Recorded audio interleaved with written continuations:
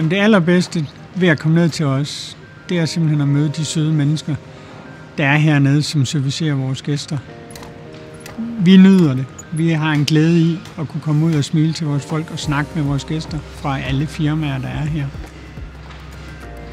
Vores ambition er, at vi gerne vil sørge for, at vores gæster kommer herned glade og ser noget dejligt og går glade ud og har fået en lille en på opleveren, så de kan komme glade op på deres kontor igen. Vi prøver at køre så økologisk vi kan. Størstedelen af vores kød er økologi.